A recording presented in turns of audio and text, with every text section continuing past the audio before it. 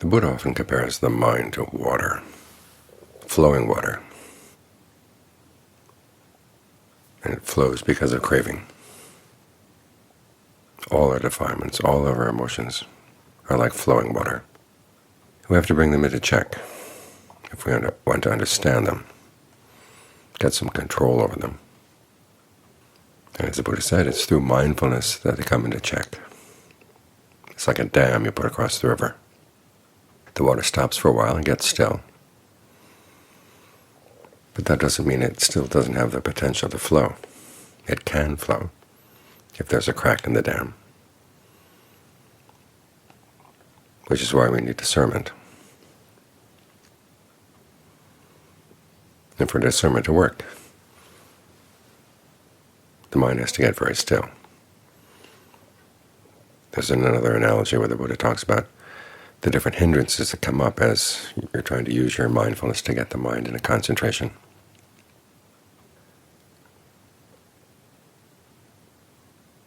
Sensual desire is like dye that you put into the water. Ill will is like boiling the water. Sloth and torpor is like slime, algae that grows in the water. Restlessness and anxiety is like wind blowing over the water. And doubt is like putting the water into a dark place. In none of these cases can you see your reflection in the water.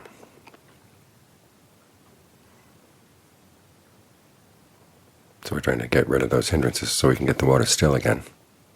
Now some people have noted that the image there implies that the problems come from outside.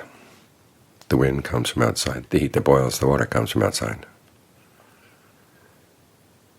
Which is one of the reasons why when you're practicing meditation you want to close your eyes, get off to a secluded place. But that still doesn't mean that the potential for the water to continue flowing isn't there. It's there. Things come up from within the mind. In fact, those are the real problems. If they weren't the problem, you would come to a place like this, go sit under a tree, and your mind would be perfectly still. Nothing to bother you but the sound of the wind in the leaves or the insects and animals in the leaves on the floor of the orchard. But we can sit here under the trees and everything can be perfectly still, no outside disturbances, and still the mind is creating problems for itself.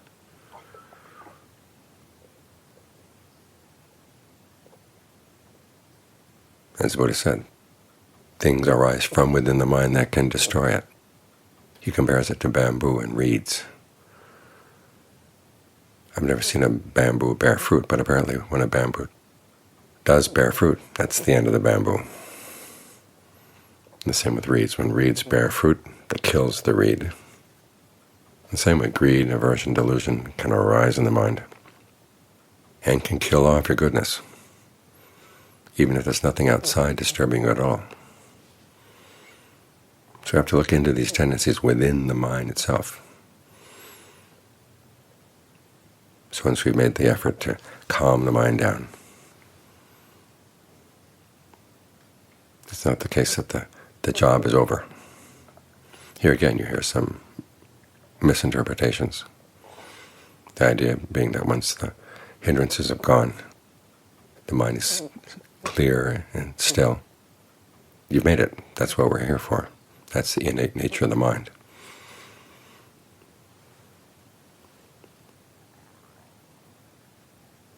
Well, the Buddha never talks about innate nature of the mind. He talks about how changeable the mind is.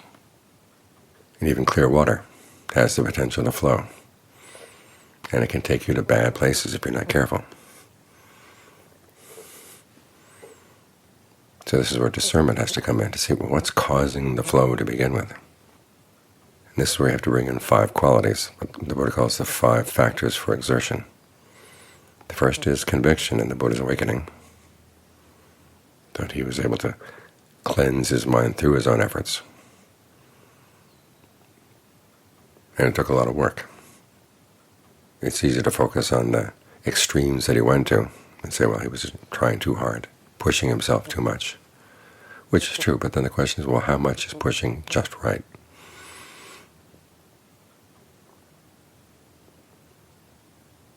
And as he says, For some people, just right will be a pleasant path. Other people will require a more difficult path. The stronger your defilements, the stronger those issues welling up in the mind, the more work is going to be done. The more work needs to be done. But you take heart from the Buddha's example. As Venerable Ananda said, you realize that there are other people who've gained awakening. You're not there yet. But you tell yourself, if they can do it, why can't I? That's conviction. The second quality is that your health is basically good, because it's going to require a certain amount of physical strength. Remember the Buddha himself, after those austerities, when he realized that he was going to have to get the mind into right concentration, realized also that his body was too weak for that. So keeping yourself in good health is a part of the practice. Now, this doesn't mean the practice is impossible for people who are sick. It's just that it's an extra difficulty. The third quality is that you're honest. As the Buddha says, you're not deceitful, you're not fraudulent. Whatever is coming up in your meditation, you tell your teacher, so the teacher can help. This quality of honesty, of course, relates to being honest with yourself. I don't know how many people come here with grandiose ideas of what they can accomplish, and then they crash. They have to be willing to look at what's actually going on in the mind and take clear stock of where their strengths are, where their weaknesses are.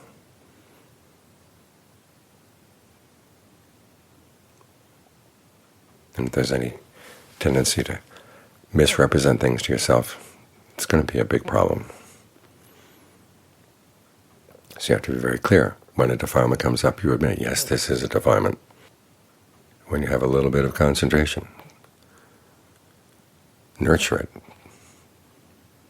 Don't throw it away. Say, well, this isn't good enough. I want something bigger and more dramatic. You take the little things as they come and you nurture them. It's how they grow. Redwood trees come from tiny seeds. And it's not the case that every seed that comes down from the redwood tree grows into another redwood tree. They die. But a few of them survive. They get the right conditions. So you try to provide the right conditions for your concentration, the right conditions for getting the mind to be stable, still. This requires, of course, that you be honest with yourself when things are going well and when things are not. The next quality builds on that, which is persistence. You keep working at developing skillful qualities and abandoning unskillful ones. You don't shirk your duties. You don't take time off. Say, well, I was practicing for a while, but it's difficult, so I need to rest. When you're resting, you're just creating more problems for yourself when you rest from this kind of activity. The activity of keeping watch over your mind and recognizing that not everything that comes into your mind can be relied on. As I said earlier, the things that destroy the mind come from within, just like the fruit of the bamboo. It's not the case that once the mind is still, you can trust everything that comes up in it. People have had lots of strange visions, lots of strange realizations. There's a whole list that's given in the commentaries of what they call the corruptions of insight, where things arise in the quiet mind that convince you that you've gained some attainment, you've gained some understanding that's really special, and you latch onto it without really considering things, without noticing the defilements that arise within the mind around that supposed attainment.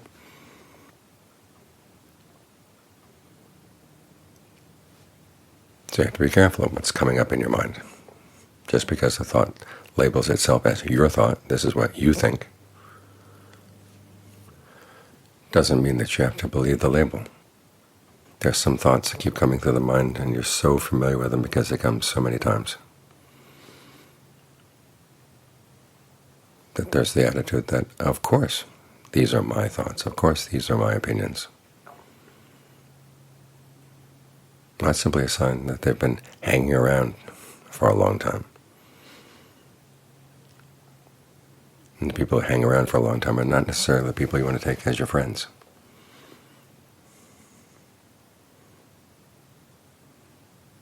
The fifth quality, the fifth factor for exertion, is discernment itself.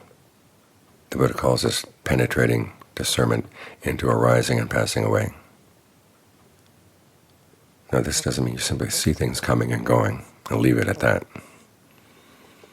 When the Buddha uses the word penetrative, it means that you see that some things arising should be maintained, should be encouraged. Other things arising should be pushed to pass away faster than they might otherwise. Otherwise, you're not just a passive observer of things, you're passing judgment. Because you want the kind of knowledge that leads to the right ending of stress, the right ending of suffering. And that doesn't come simply by watching things passively. To understand things, you have to get involved in the causal process, like any scientist doing an experiment. You change this, see what happens. You change that, see what happens. You get involved. This is the kind of intelligence you want on the path. There's a tendency to say, well, we don't have to try to figure things out. We don't want to engage in intellectual speculation. Well, figuring things out and intellectual speculation are two different things. Figuring things out means figuring out why are there these tendencies in the mind. The books give you some ideas. There is some discernment that comes from listening. If we didn't have the Buddhist teachings to read and to think about, where would we be? But then the question is how to apply them to what's going on in our minds right now. That's the kind of intelligence you want. And it does require figuring out your mind. Figuring out how unskillful thoughts can insinuate themselves into your affections, or how you can take a perfectly good mind state and throw it away. That's what you've got to figure out. That's where the discernment becomes useful. Because when you figure that out, then you begin to realize, well, this is where these streams and these currents come from that keep the mind flowing along, flowing along.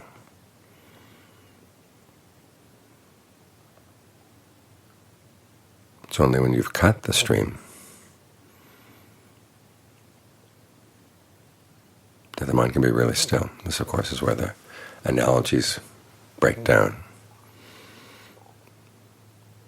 Because you find a state of mind that can't be affected by anything at all, inside or out.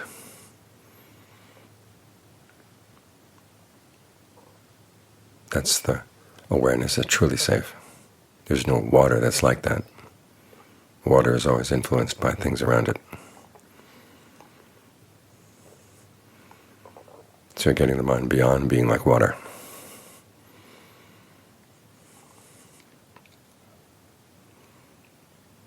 So it takes effort. For some people it takes more effort than others. As the Buddha said, for some people the path is slow and pleasant, for others it's fast and pleasant. For some people it's slow and painful, and others it's fast and painful. And we can't choose at a time which path we want. We have to deal with the defilements that we have. And in some cases, as the Buddha said, if there's a pleasure that is in accordance with the Dharma, you don't deny yourself that pleasure. We're not here to deny ourselves pleasure on principle. But if you find that engaging in a particular pleasure leads to unskillful mental states, you've got to learn how to practice with pain. Just the way it is. That's part of being honest with yourself. But the rewards of honesty are really good. They say that honesty is its own reward. Well, there are further rewards.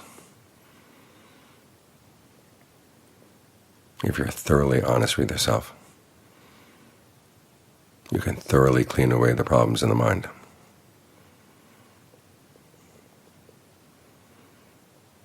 So we're not here just to get back to the mind's innate nature. This is what John Lee said, the mind itself isn't good or isn't bad, but it knows good and knows bad, and can do good and do bad. So we try to figure out how we can get together those factors for exertion and use them to support discernment. Because as you notice, out of the 5, conviction, good health, honesty, persistence, and discernment itself, 4 of them are actually aspects of discernment. This connects with the fact that in the practice of mindfulness, ardency is the discernment factor.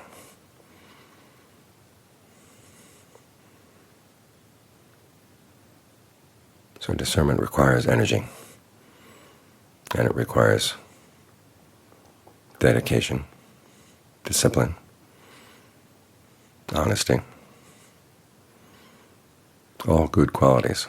This is why the path is not just a path of techniques. There's a moral aspect to it as well.